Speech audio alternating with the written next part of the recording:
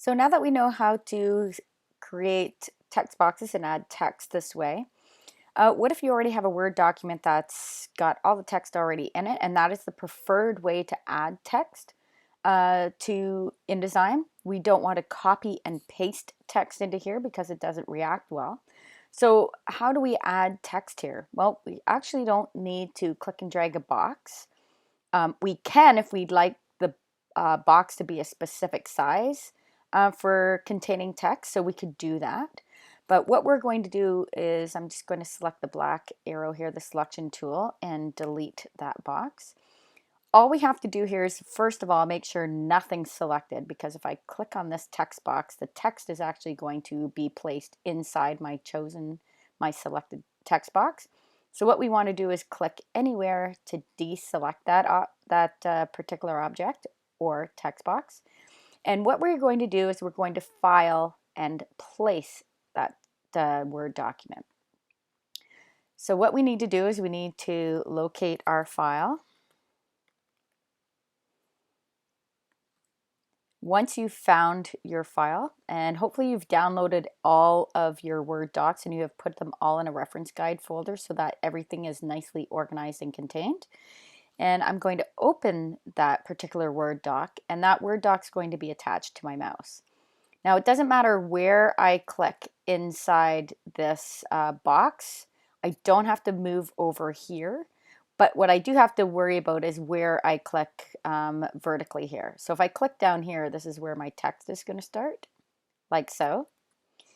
If I click up here, that is where my text box will start. And notice that when you do place text, it will now fill to the margins, all the way to the bottom. Now, if I don't need all of this space, and I don't, I'm going to make sure with my black arrow, my selection tool, that I hover over that bottom anchor point of that text box and I drag this up because I don't need all of that space. Also, what I don't need in this Word doc, it was labeled what is graphic design, just like my headline. Well, I'm going to make sure that with my text tool, I select that text and I delete it. You can also double click here in order to remove any extra spaces that you don't need in your text box. And once again, with your black arrow, your selection tool, grab the bottom anchor point and just tighten that up so it keeps your text box nice and clean. Clean meaning that you're just making things easy and tidy. So if you've placed another image under here, you don't have, it's not interrupted by another box sitting over top. So if I look over here to my right, you can see that I have an empty blue box. If I click on this anchor point and move it up, you'll see that the red plus sign appears telling you you have more text. So do take care to take a look at all of these. The devil's in the details, as they say. So we want to make sure we avoid any what's called overset text, meaning there's more text available, we just can't see it. So with our selection tool, we'll expand that box and we'll make sure that we have a blue box here. Another thing that can cause overset text, believe it or not, is a simple enter, a return. That's it. That's all it takes to create an overset alert. So with your selection tool, if you expand that box, you can see we have a blue box, but no, there's no text here. But what there is that extra space. And again, that's all it takes in order to get that red plus sign to show up. So again, just be careful with that. And let's keep our boxes neat and tidy. Now that I have this particular box on this page, I can add a graphic element to creatively display what is on this page. We are visual communicators when we are graphic designers. So how do I visually communicate this information?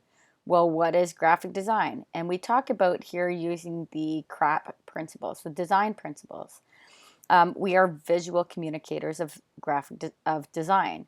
So if you have a marketing campaign, how do we visually communicate the information? We don't just want to read words. Images, as you know, another saying is a picture says 1,000 words. Well, let's locate a picture. So I'm going to go to my browser and I'm going to type in crap principles. And under there, I should get some images. So I'm going to click here looking for some particular images. And one of the images that I have used in the past is this one right here. And if I click on that, we've already had a lesson in how we choose proper sized images, correct? So if our page is 8 inches wide and we need 300 dots per inch, we need 2,400 pixels wide in order for that to be adequate for print. Well, if we take a look at the size here at the right, we do see we've got a 2,500 wide image. Perfect. It's over 2,400. It will be adequate for print. We won't lose any of this information here due to resolution, making it look blurry and very ugly for print. So when we're downloading our images, we want to make sure we have adequate size. So don't forget, print is 300 dots per inch times the width you need in inches. This one's adequate, so we never click on this image here. We always go to View Image to the right in order to get the high-res image, as you will see here. Otherwise, the other one is a thumbnail of this particular one, so it's not as high-res. So if you want the original high-res image, you must click View Image. Once this finishes previewing, we can right-click on the image and always save the image as. And where are we going to save it? We should save it to our desktop. It's thinking right now. Save image as. And where do I want to save it? I want to save it to my reference guide folder, which is sitting on my desktop. Reference guide content. So I might have to go look for that folder. There we go. So here's our reference guide content. Sitting in, let's see, in Conestoga class stuff. So I'm going to put this design principles, and actually I could actually name it crap. So when you're downloading files, make sure that you name them exactly what you need them to be for your pages. So naming convention becomes very important. Now that I've downloaded this file and it's a proper size file, we're going to go back to InDesign and we're going to place that file.